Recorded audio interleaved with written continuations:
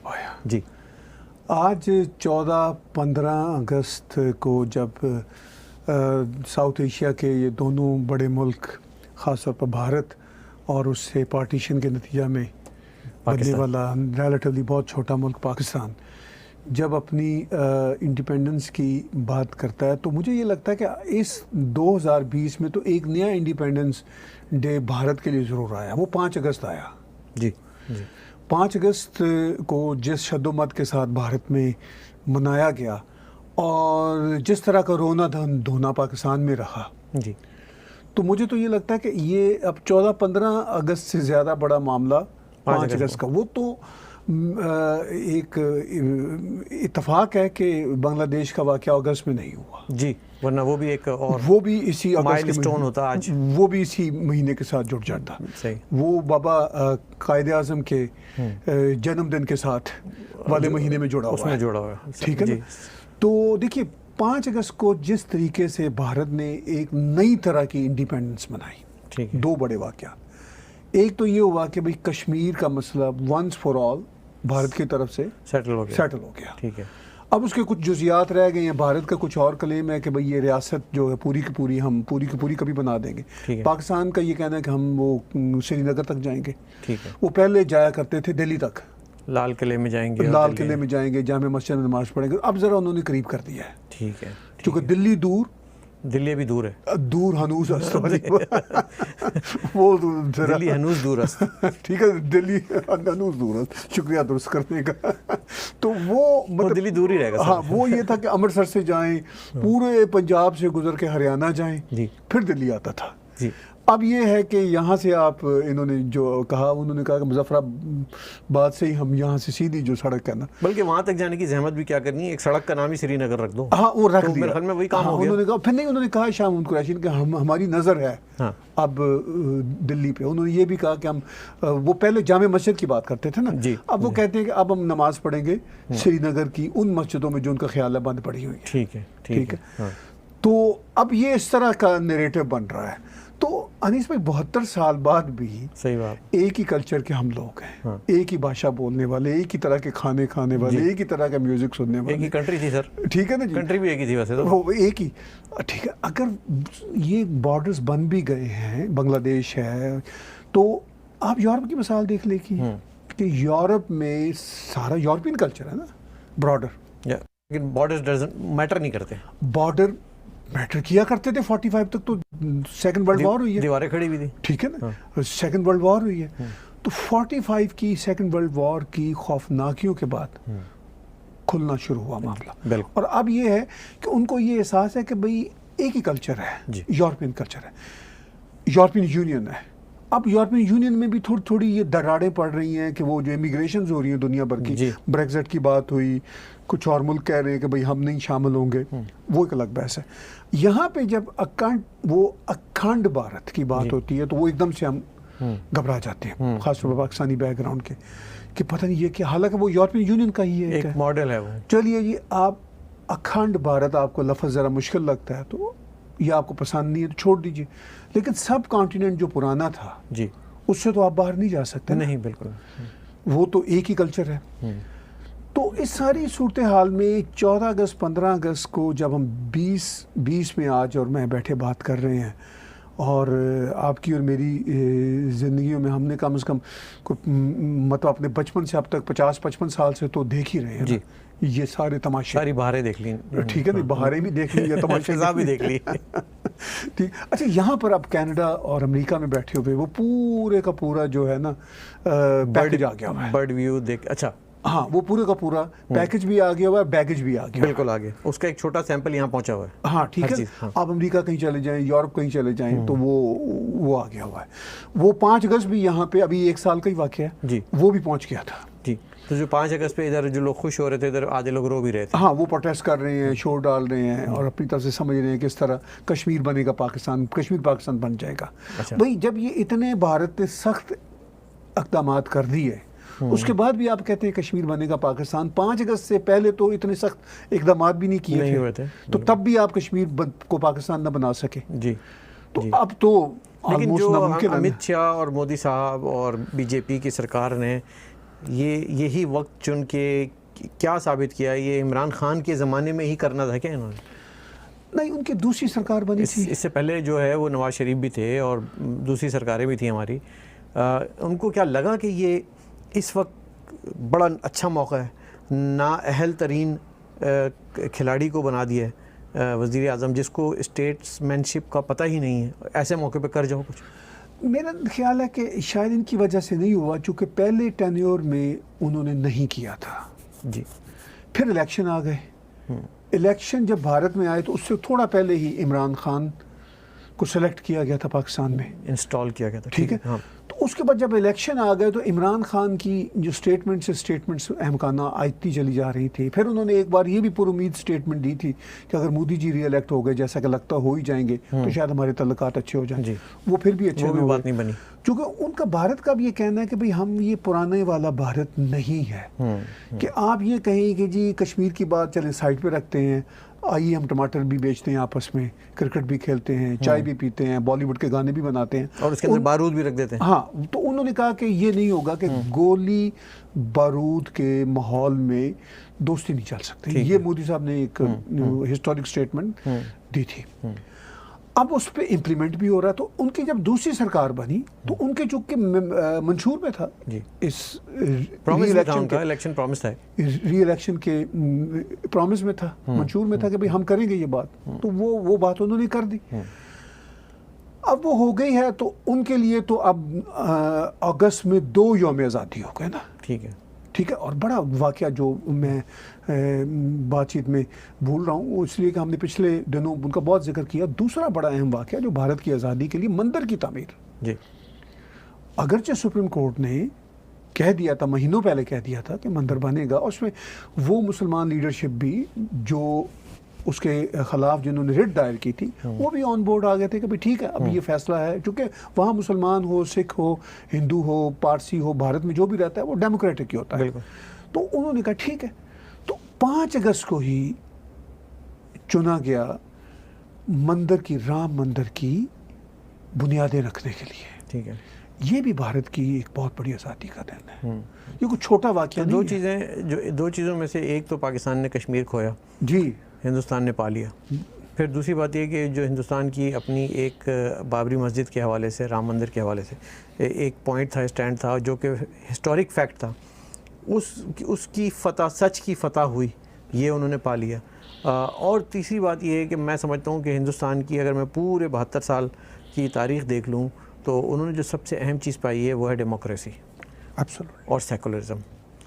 ये एक गिवन, जिसे कहते हैं इनाम है किसी भी रियासत के लिए, ख़ास तौर पे जब हम साउथ एशिया के हवाले से बात करते हैं और देखते हैं कि बराबर बराबर दोनों मुल्क हैं।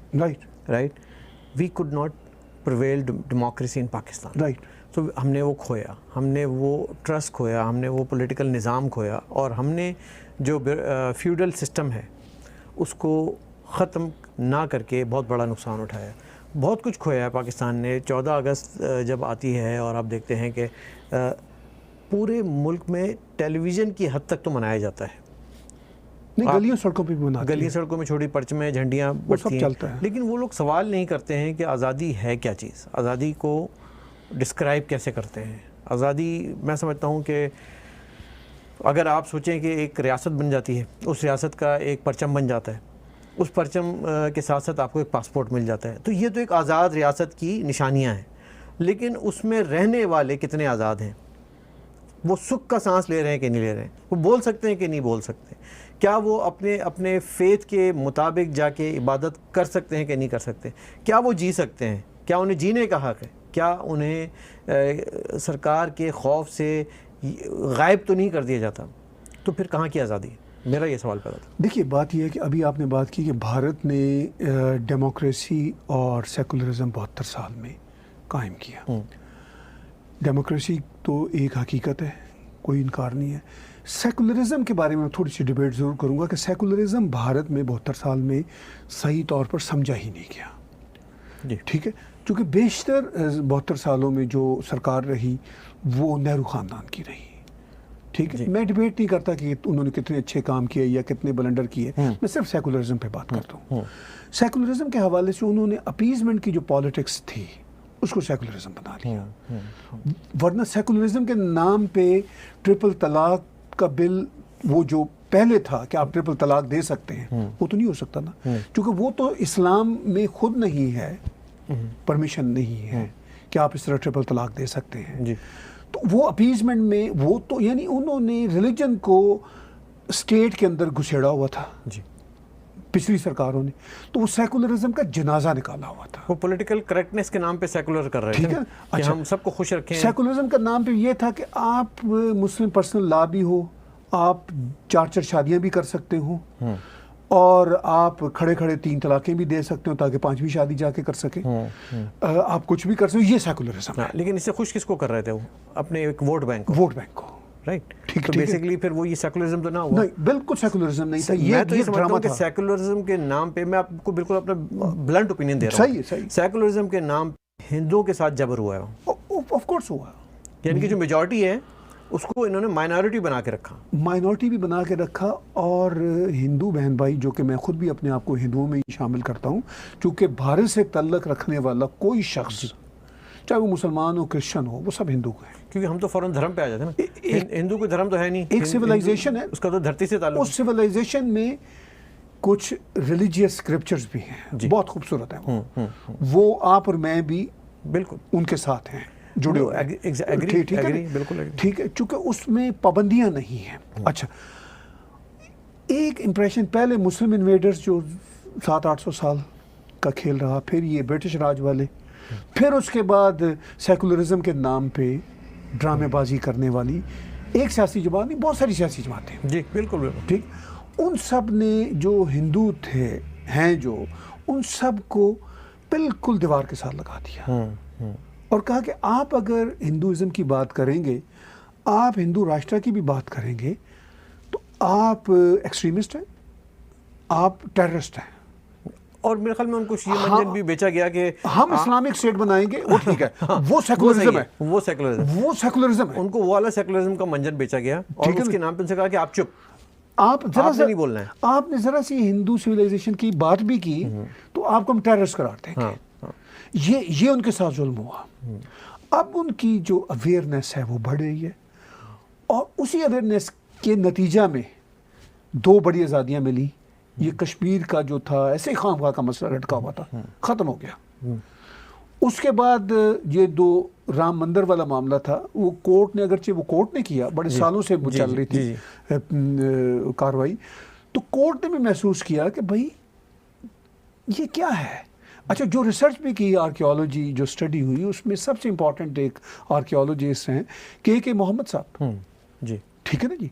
के मोहम्मद साहब एक इंडियन मुसलमान शहरी हैं, तो उन्होंने कहा भाई राम मंदिर ही था यहाँ। वो तो सारी रिसर्च में सामने चीज़ें आ चुकी हैं। तो अच्छा, कोर्ट ने भी बड़ा अच्छा फैसला यूँ दिया कि इन्होंने मतलब सिर्फ फैसला सुना नहीं दिया जी, उन्होंने कहा चले आए बैठ के बात करते हैं और बताएं क्या चाहते हैं सब। तो फिर जब सब एग्री हो गए, फिर कोर्ट ने कहा कि this is the unanimous decision.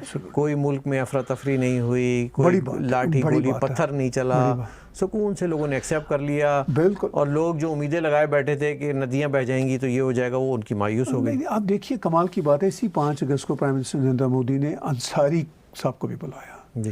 Ansari साहब वो हैं जिन्होंने बाबरी मस्जिद के लिए रिट की हुई थी कि ये यहाँ पर बाबरी मस्जिद बनेगी जी, जी, जी। तो मंदिर की बुनियादें रखने के लिए उन्होंने अंसारी साहब को दावत दी, जबकि कोविड का ज़माना है, बड़े कम लोगों को बुलाया गया था। अंसारी साहब वाज वन ऑफ द, जिसे कहना चाहिए chief guest of the prime minister of, और ही पार्टिसिपेटेड, ठीक है ना। तो ये है भारत, ये आज़ादी की अगर हम आज बात करें तो ये आज़ाद हैं लोग, ये ठीक है। 14 और 15 अगस्त को ये आज़ादी की बात है। बदकिस्मती से पाकिस्तान में हिंदुओं का जो हाल है, इसी कोविड के दिनों में ऐसे बेतहाशा वाक़यात आए, उनको खाना इसलिए नहीं दिया गया कि वो हिंदू हैं जी। सिखों की बच्चियों को फोर्सफुली कन्वर्ट कर दिया गया। बाबा नानक साहब की धरती के गुरुद्वारे के ग्रंथी की बेटी मिस कौर को वो आयशा बना के रखा हुआ है। गवर्नर पंजाब ने भी बात सुनी, इमरान खान ने भी बात सुनी, पाकिस्तान के आर्मी अफसरों ने भी बात सुनी, और वो अभी तक वापस नहीं हुई। मिस कौर का मसला ये नहीं कि वो एक आज़ाद रियासत पाकिस्तान में पैदा हुई, ये पाकिस्तान में रहती हैं, तो वो उनको यौम आज़ादी मुबारक हो, ऐसे फिर आपने बात की अहमदी की बात की आपने, आज ही एक अहमदी शख्स को जी पेशावर में मारा है, अभी पिछले हफ्ते मारा था। बिल्कुल बिल्कुल, ठीक है। फादर को उन्होंने चर्च से उठा लिया है इस्लामाबाद से, राइट, और उनको चर्च से बेदखल कर दिया है। तो ये सब वो पाकिस्तानी है, ये कोई गैर मुल्की नहीं है। These are all Pakistani citizens. अफसोस की बात यह है कि यहाँ पे कनाडा में रहने वाले अहमदी हमारे वाकिफ़कार वो सोशल मीडिया पे पोस्ट लगा रहे हैं कि हम भारत को सबक सिखाएंगे। जी जी, जिनके बहन भाइयों को मार रहे हैं, जला रहे हैं, लटका रहे हैं। मैं कादियान गया हूँ वहाँ पे पंजाब में, जहाँ से मिर्ज़ा गुलाम अहमद कादियानी साहब आए थे। हम तो उनको साहब कहते हैं, हम तो आप और मैं तो सुनिए जी, ठीक है ना। हाँ। लेकिन हम तो इज्जत करेंगे, इसलिए हम सबकी इज्जत करते हैं, ठीक है ना। किसी के फेथ को हम बुरा कहते हैं ना, किसी के भगवान को बुरा कहते हैं। मतलब ये है कि हम प्रॉफिट मोहम्मद पीस भी अपॉन है हमारे लिए, फिर हम कैसे किसी को रोक सकते हैं अगर कोई और बुरा कहेगा। तो वो मतलब मैं कादियान में गया हूँ, मैंने वहाँ पे अहमदियों से बातचीत की, उन्होंने कहा हमें तो कभी कोई मसला नहीं हुआ भारत में। जी जी, ठीक है। और सबसे ज़्यादा भारत के खिलाफ प्रोपेगेंडा मुझे शौक होता है, हैरत होती है कि हमारे ये अहमदी दोस्त कर रहे हैं। इसकी वजह ये सर, ये जितने भी यहाँ पे बाहर आपको नज़र आते हैं, ये सब के सब, इनका कोई फेथ नहीं होता बेसिकली, ये सब के सब फौजी होते हैं। ये रिटायर्ड मेजर, ब्रिगेडियर, सब जो फ़ौज के पुराने एक ज़माने में भर्ती थे, वो यहाँ आके रहते हैं, और फिर उनसे जो है ना फ़ौज के ख़िलाफ़ इस तरह की बात करेंगे ना, तो वो फिर पाकिस्तानी बन जाते हैं। उनको अपने प्यारे भी याद नहीं आते। मतलब ऐसे भी लोग वाक़यात हुए हैं पिंडी में भी और जगहों पे जहाँ उनको ज़िंदा जला दिया गया। यानी कि हमारा दिल दुखता है, हम उनके लिए बात करते हैं। इन्होंने आज तक किसी भी ऑपरेस्ट नेशन के लिए बात ही नहीं की, अपने लिए भी नहीं की, दूसरों के लिए भी नहीं की। तो ये एक अनफॉर्चुनेट हर उसमें होते हैं लोग। नहीं देखिए, ये फिर आज़ादी का ये बन गया ना मसला कि एक तरफ जिनको मार पड़ रही है वो भी अपनी आज़ादी की बात नहीं करते जी, और जो प्रिविलेज क्लासेस हैं जिनका कारोबारी आज़ादी के साथ जुड़ा हुआ है, ठीक है, ख़ासतौर पर मेरे पंजाब की जो जितनी प्रिविलेज क्लासेस हैं उनका तो कारोबारी आज़ादी के साथ है, चाहे वो आर्मी का कारोबार हो, चाहे वो सर्वाइवल उनकी इसी में। अच्छा, वो सबसे ज़्यादा ना झंडे गाड़ते हैं। फिर कनाडा में आप देख लीजिए हज़ारों, अमेरिका में हज़ारों, यूरोप में हज़ारों कर रहे हैं। मैं कहता हूँ आप ज़रूर कीजिए, मैं भी आपके साथ पाकिस्तान की आज़ादी को सेलिब्रेट करूँगा, आप भी शायद करेंगे अगर वहाँ पे सच्ची आज़ादी हो। जी जी बिल्कुल, ठीक है। वो एहसान का आपने इसी आज़ादी के मौका पर इंटरव्यू जो उन्होंने अभी ऑडियो लगाया, इसलिए कि वो आज़ाद है ना। हाँ, उन्होंने शौक में डाल दिया पूरी कौम को, उनके बारे में पता नहीं ठीक से नहीं चल रहा था किधर गए। उनका ऑडियो ये बताता है कि वो उन्हीं की तहवील में थे जी, उन्हीं से किसी तरह से वो जान निकाल के अपनी जान बचा के निकले, जो उनको पता चला कि भाई मैं इस खून खराबे में कितना पढ़ूंगा। अब एहसान जो पाकिस्तान तहरीक तालिबान के रह चुके हैं, जो पेशावर में बच्चों के ऊपर कातलाना हमले के अपने आप को कहते थे हमने करवाया, ठीक है, वो फिर इनकी दस्तरस में आए। फिर उनसे कहा गया उनके ऑडियो टेप के मुताबिक बिल्कुल कि भाई मुझे ये कहा गया कि एक लिस्ट दी गई कि ये दुश्मन हैं जी, इनको मार दो। यानी दुश्मन है ना सारे। तो बेसिकली जो आज़ाद हैं फिर वो यही लोग हैं। हाँ। दहशतगर्द आज़ाद है, आतंकवादी आज़ाद है पाकिस्तान में ओप्रेस वाले कैद हैं और उनके ऊपर जो हावी हैं वो आज़ाद हैं। हम देखते हैं कि कोई भी अक़लियत, कोई भी माइनॉरिटी जो है वो आज भी कैद है, सुख का सांस कोई भी नहीं ले रहा। हमें बोलने का वहाँ पे हक़ कोई नहीं है, लिखने का कोई हक़ नहीं है, जो ज़्यादा बोलता है उसको उठा लिया जाता है। तो ये तो एक कैद मुल्क हुआ, फिर ये आज़ाद तो नहीं हुआ। और 14 अगस्त अगर आप मनानी है तो आपको ये सारी चीज़ों को छोड़ के आज़ाद का होना पड़ेगा, इन जंजीरों से आज़ाद होना पड़ेगा। मैं ये समझ, देखिए ये इन जंजीरों से पता नहीं आज़ाद होंगे या नहीं होंगे, ये इनके लिए बहुत बड़ा चैलेंज है। अनीस भाई, मुझे हैरत है कि जिस तरह के ये आज़ादी के जश्न मनाते हैं, अगर इसमें पैसा एनर्जी ज़ाया करने की बजाय इस बात पे ये फोकस दें कि हमने अपने मुल्क को आज़ाद बनाना है। एग्जैक्टली किससे आज़ाद बनाना है? इदारे अपने अपने काम करें, ये सबसे बड़ी, यानी इदारों की आज़ादी हो। बिल्कुल। लॉ जो है वो सुपरसीड करे, कॉन्स्टिट्यूशन की सुपरमेसी हो। अगर कॉन्स्टिट्यूशन में कोई डिस्क्रिमिनेटोरी जैसे हैं शिकें, जैसे एमडीओ के बारे में शिक है, गलत है शिक, उसको निकालें। या अगर कोई ऐसी बात है कि जी कोई Hindu, Christian, Sikh president of Pakistan नहीं बन सकता, निकालें इसको जी, ठीक है, ताकि इक्वल राइट हो सबके। ठीक है। अगर ये सब कुछ नहीं है तो वो फिर आप आज़ाद मुल्क तो नहीं है ना, कैद मुल्क है। ऑन द अदर हैंड हम भारत की तरफ से देखते हैं तो भारत की तरफ एक मिसाल अभी जिस पे पाकिस्तान की इस्टेब्लिशमेंट का हमेशा प्रोपेगेंडा मोदी सरकार पर रहता है कि जी ये हिंदुत्व है, ये वो। हालांकि जब ये हिंदुत्व कहते हैं तो ये हेटफुल हो जाते हैं हिंदुओं के लिए। जी ठीक है ना जी। लेकिन वो बोलते रहते हैं, इनको नज़र नहीं आता कि राम मंदिर की तकरीब में अंसारी साहब को बुलाया गया, अंसारी साहब वहाँ पहुँचे और वो अंसारी साहब हैं जिन्होंने राम मंदिर बनने की मुखालफत में दरख्वास्त दी थी कोर्ट में, सुप्रीम कोर्ट ऑफ इंडिया में। बिल्कुल। लेकिन जब मामला सुप्रीम कोर्ट ने हल कर दिया, खत्म हो गई बात। Everybody is on the same page. ठीक है ना।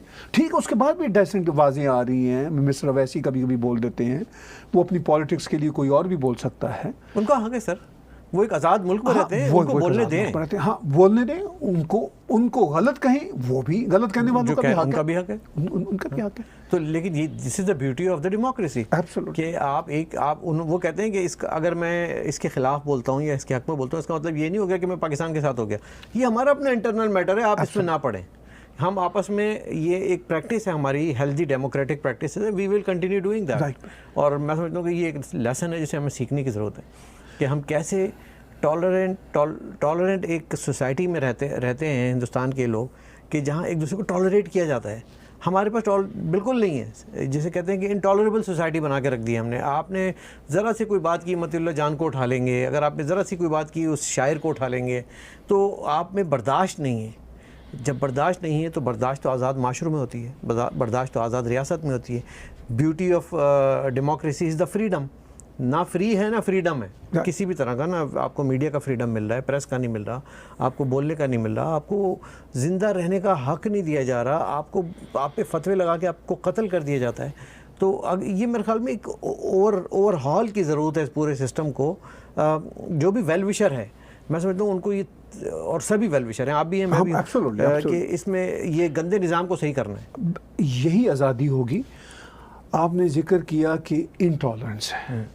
अच्छा, फिर बदकिस्मती क्या होती है कि हमारा जो माइंडसेट एक बना हुआ है, पाकिस्तानी माइंडसेट, अनफॉर्चुनेटली चूँकि हम भी उसी बैकग्राउंड से आए हुए हैं, वो ये बना हुआ है कि हम रिएक्शनरी होके ना, भारत में अगर कोई एक आध वाक़या कोई ऐसा हुआ जो कि सच्चे तरीके से हम तक पहुंचा या झूठे तरीके से पहुंचा, हमने उसे एक छोटी सी मिसाल को ये सोचे बगैर कि 1.35 बिलियन लोगों का मुल्क है, हम अभी 220 मिलियन के हैं जी, तो हमने उसको कहा वो जी अपनी पूरी की पूरी इंटॉलरेंस को जस्टिफाई कर देते हैं जी, उसे किसी छोटे से इंसिडेंट्स की वजह से। बिल्कुल।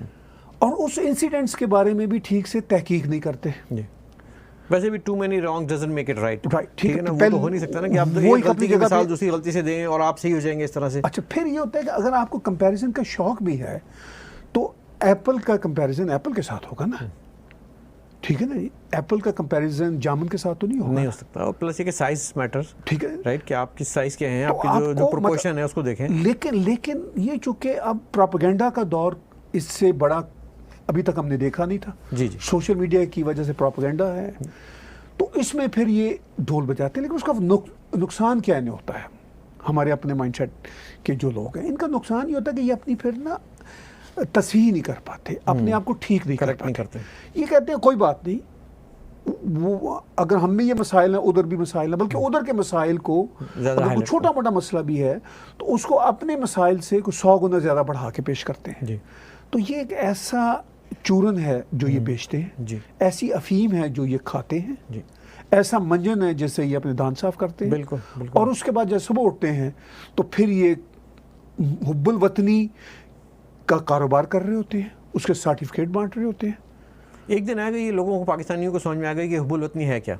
सर वो बांग्लादेश था, अलग हो गया, इनको नहीं समझ आई। हाँ, लेकिन अब अगर नहीं आएगा तो फिर अनफॉर्चुनेट होगा सर, क्योंकि देखिए हुब्बुल वतनी ये नहीं है जो जिस तरह से टेलीविज़न पे और इस तरह से करके आप मना लेते हैं। हुब्बुल वतनी ये है कि आप क्वेश्चन करें, राइट, सवाल करें, सवाल उठाएं, पूछें उनसे कि हु आर यू, आप अमीर क्यों, मैं गरीब क्यों, ठीक है, आपकी बात क्यों मानूं, मेरी बात क्यों नहीं सुनते आप, राइट। तो आज़ादी मुझे कब मिलेगी? मुझे आज़ादी जब मिलेगी जब मैं यहाँ पे खड़े होकर बबांगे दहल पूछ सकूँगा कि ये इस जनरल के जजीरा ऑस्ट्रेलिया में कैसे। बिल्कुल ठीक, ठीक है। ये जनरल रिटायर हुआ, उसको क्या पैकेज मिला, जनरल से हम क्वेश्चन कर सकते हैं, जज से क्वेश्चन कर सकते हैं। लेकिन यहाँ कनाडा में, अमेरिका में, यूरोप में, ऑस्ट्रेलिया में बहुत सारे रिटायर्ड फौजी पाकिस्तान के जो बैठे हुए हैं, जनरल, कर्नल, ब्रिगेडियर, अच्छे खासे उनके यहाँ पर असासे हैं जी। और उनसे भी क्वेश्चनिंग होनी चाहिए। बल्कि मैं तो कहता हूँ जो रिटायर होके जो यहाँ पे इंडियन फ़ौज के लोग यहाँ पे आके रहते हैं, वो तो बड़ी एनवी होकर देखते हैं कि यार ये पाकिस्तान जनरल का घर है, ये ब्रिगेडियर का घर है, छोटे मेजर के साहब का घर है। ठीक बात है। तो वो कैप्टन नहीं मान पाकिस्तान का, तो ये कितना अमीर मुल्क होगा जिसका जो है ना यहाँ पे कनाडा में रह रहा है, इसके पास इतने कैप्टन मेजर नहीं वहाँ के पकड़े जाते। लेकिन मसला ये है कि फिर इंटरेस्टिंग बात ये कि ये सवाल जो आप कह रहे हैं कि हमारी बैकग्राउंड के लोग चाहे यहाँ रहते हो चाहे पाकिस्तानी हैं वहाँ पे जो रहते हैं वो ये सवाल करें, वो यहाँ पे नारे लगा रहे होते हैं पाकिस्तानी पाक फ़ौज जिंदाबाद। अच्छा, हम पाक फ़ौज के, मैं कोई ज़ाती तौर पर ख़िलाफ़ नहीं हूँ या मैं इंटेलिजेंस एजेंसियों के ख़िलाफ़ नहीं हूँ, मैं सिर्फ उनके रोल से ख़िलाफ़ हूँ कि आपका ये काम नहीं है जो ये काम आप कर रहे हैं। आपका काम है बॉर्डर्स की हिफाजत करना, क्योंकि अगर कनाडा की आर्मी कनाडा की पॉलिटिक्स में अमल दखल देगी तो हम नहीं बर्दाश्त करेंगे, क्योंकि आप इस वक्त तो आप हर वो बात जो कि जिन्ना साहब ने कही थी वो माननी नहीं है ना। प्रॉब्लम ये है, जिन्ना साहब ने कहा था कि आपका रोल नहीं है कि आप पॉलिटिक्स में मेडलिंग करेंगे या आप किसी भी तरह की पॉलिसीज़ में, आपका काम सरहदों की हिफाजत है। जिन्ना साहब का स्टेटमेंट गूगल करेंगे ना, मिल जाएगा आपको। लेकिन जिन्ना साहब के बड़े बड़े कंफ्यूज स्टेटमेंट, ठीक है, लेकिन उन्होंने एक गाइडलाइन दी आपको, हमने वो बात नहीं माननी। हमने ये बात भी नहीं माननी कि आप अपने हर फेथ में आज़ाद हैं, जाके अपनी इबादत करें, अपने घरों में रहें। हमने ये बात भी नहीं माननी। हमने किसी कौम ने जब अपने सो कॉल्ड फाउंडर की ही बात नहीं माननी तो फिर वो किसकी बात मानेंगे? चलिए फाउंडर तो चलिए छोड़िए, सबसे बड़ा फाउंडर होता है किसी भी कौम का उसका कॉन्स्टिट्यूशन। जी ठीक है, कॉन्स्टिट्यूशन फाउंडेशन होती है। बिल्कुल होती है आज की मॉडर्न दुनिया में, 21वीं सदी में। और वी हैव अ कॉन्स्टिट्यूशन। उस कॉन्स्टिट्यूशन में कुछ खामियां हैं, चलिए उन खामियों को आप बाद में दूर कर लीजिएगा। ब्लास्फेमी लॉ का प्रॉब्लम, उसको इम्प्लीमेंट कर लो, जितना है कॉन्स्टिट्यूशन एज इट इज़ कर दो उसको, अभी उतना तो इम्प्लीमेंट कर दो ना जी। उसमें जब तक, अच्छा ये कहना कि जी कॉन्स्टिट्यूशन में ये है कि ये जो करप्शन के नैब के केसेस हैं ये हम पकड़ रहे हैं, ये कॉन्स्टिट्यूशन पे चल रहे हैं, पता नहीं वो कॉन्स्टिट्यूशन में कब शामिल हुए। लेकिन जो बुनियाद होती है वो इदारों के किरदार की होती है कि इदारे किस किस तरह अपनी सोवरेनिटी को बरकरार रखेंगे और दूसरों में पोक नहीं करेंगे, उनकी हद कहाँ ख़त्म होती है। अब ये है कि हुब्बुल वतनी का मामला यहाँ पर भी जो पाकिस्तानी माइंडसेट रहता है इन मुल्कों में भी मेजॉरिटी जी, और पाकिस्तान में भी ख़ासतौर पर पंजाबी बैकग्राउंड के जो हैं लोग हैं, मैं ये खुल के कह सकता हूँ, मैं खुद उस बैकग्राउंड से हूँ। वो बदकिस्मती से क्या कर रहे हैं कि उनका ये कहना है कि नहीं, हम जो है ना हम इस सारे मामले को इस तरह देखेंगे कि सिर्फ पाक फौज जो है ना वो बेहतरीन है और बाकी सारे गद्दार होते हैं। सियासतदान तो सारे गद्दार डफर है, ठीक है। तो भाई अगर सियासतदान सारे ही गद्दार हैं तो आप इंस्टीट्यूशंस में जब दखल देते आ रहे हैं 70-72 साल से, तो अब तो पाकिस्तान को अच्छा हो जाना चाहिए था ना जी, क्योंकि आप ही के डायरेक्ट और इनडायरेक्ट हाथों में पाकिस्तान है जी। तो फिर अभी भी मसाइल नहीं हल हुए। आधा पाकिस्तान कोई किसी सियासतदान ने तो नहीं गवाया था, बिल्कुल, वो तो जनरल न्याजी साहब साइन करके आए थे ना, बिल्कुल। वो तो शुक्र है कि भारत ने उनको जाने दिया कि भाई जाओ, वरना तो वो कुछ महीने और रह सकते थे ना सारे 93,000 मतलब प्रिजनर्स ऑफ वॉर। बिल्कुल ठीक है, हिस्ट्री में ऐसा नहीं हुआ, हिस्ट्री में ऐसा नहीं हुआ, मॉडर्न हिस्ट्री में तो कोई मिसाल नहीं है और मेरा ख्याल है किसी एंशिएंट हिस्ट्री में भी नहीं हुआ होगा, तब इतनी बड़ी फौज नहीं हुआ करती थी, ठीक है ना। तो उसके बाद आप जश्न मनाते हैं, जश्न ज़रूर मनाएं, हम भी आपके साथ शामिल होंगे, लेकिन ये सारी बिगेटरीज को ख़त्म करें और बिल्कुल सही, मैं उस निज़ाम के खिलाफ लड़ें। ये जो जश्न की फिर ये जश्न है, आप और मैं तो डेली जश्न मनाते हैं। एग्जैक्टली, यही मैं कह रहा हूँ कि ये जश्न मनाने की जो ज़रूरत पेश आती है वो यही आती है कि हमने शायद कुछ हासिल किया हो, राइट, लेकिन हमने तो कुछ भी हासिल नहीं किया। हमने तो अपने खान लियाकत अली खान को ही खो दिया था, हमने तो बेनज़ीर भुट्टो को ही खो दिया था, हमारे जो लीडर हैं हम तो उनको भुट्टो को फांसी चढ़ा चुके हैं, हमने तो सब कुछ खो दिया। आज तक किसी जनरल को आपने एक कोर्ट में एक जनरल सज़ा नहीं दे सके। मुशर्रफ जिसने कि गद्दारी का मुर्तकिब, यानी कि मतलब मैं नहीं कह रहा, आप नहीं कह रहे, टैग टीवी नहीं कह रहा, कॉन्स्टिट्यूशन ऑफ पाकिस्तान कह रहा है कि आर्टिकल 6 आपने गद्दारी की है, आइन को तोड़कर उनको सेफ रास्ता दिया, वो चले गए। ये बिल्कुल ठीक। तो उनको नहीं पकड़ा जाता, उनसे कुछ नहीं कहा जाता। हम तो उनसे सवाल कर रहे हैं ना, अगर उनसे सवाल करना भी गुनाह है, उनसे सवाल करना भी गद्दारी, तो भाई ठीक है, वो बात अपनी जगह। लेकिन आप हमें नहीं कह सकते कि यू आर नॉट देशभक्त। आपको कोई ये किसी को हक नहीं है कि वो आपको बोले कि आप देशभक्त नहीं हो। अगर आप देशभक्त नहीं होते तो आप ये बातें ही नहीं कर रहे होते। बिल्कुल, आप आज उनके हाँ में हाँ मिला रहे होते, ऐसे ही है ना सर? हाँ, तो बिल्कुल। हम गद्दारों के साथ होते हैं ना आज। हाँ हाँ, जिन्होंने मुल्क तोड़ा है, जिन्होंने आइन तोड़ा है, तो आज मैं और आप बैठे उनकी हमायत कर रहे होते हैं। बिल्कुल, हमें हुब्बुल वतनी का सर्टिफिकेट मिलता। कैसा अलमिया है, उल्टा है निज़ाम चल रहा है। ठीक है ना? हाँ, कि आज़ादी, अजीब आज़ादी। अच्छा, फिर अब वाइस वर्सा देख लें, दूसरी तरफ भारत में आज तक कॉन्स्टिट्यूशन को किसी ने टच नहीं किया, तोड़ने की तो बात दूर की बात है। और दूसरी बात ये है कि मैं जो ब्यूटी में आज शायद आपसे ऑफ द रिकॉर्ड भी बात हो रही थी कि भारत की ब्यूटी ये है कि वहाँ पे नैब वेब इस तरह का कॉन्सेप्ट नहीं है, वहाँ का CBI का अफसर इतना मजबूत है, वो जाके किसी MLA को यूँ पकड़ के हथकड़ी लगा के कोर्ट में पेश कर सकता है और उसको कोई छुड़ा नहीं सकता। हाँ, लेकिन वो भी तब ऐसा करेगा, ड्यू कोर्स करते हैं वो अपना पूरा वारंट लेते हैं, इन्वेस्टिगेशन करते हैं, लेकिन उसके बाद उस पर कोई होम मिनिस्टर या कोई माइकल लाल असर रसूख नहीं कर सकता। वो कोई भी वहाँ पे कोई बंदा डिसपियर नहीं होता ना।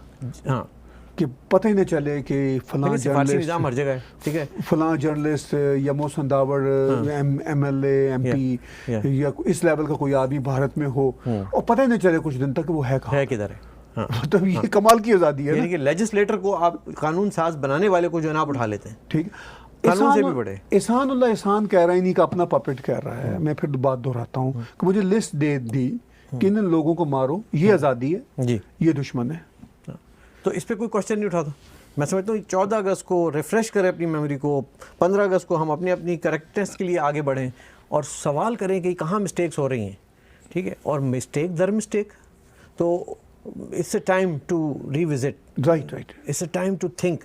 और मैं समझता हूँ कि इस तरह साल पे साल गुजरते चले जाएंगे, सिर्फ तराने गाने से और परचम बना लेने से और हरा वाइट शलवार कमीज पहन लेने से मसला हल नहीं होगा। मसला हल होगा कि इस कौम के 20-22 करोड़ लोगों की ज़िंदगियों का सवाल है सर, और we are at a verge of a collapse, financial, economic और मॉरल, हर तरह से। तो इस कोलैप्स को रोकने के लिए, इसको बचाने के लिए फिर आज़ादी होगी।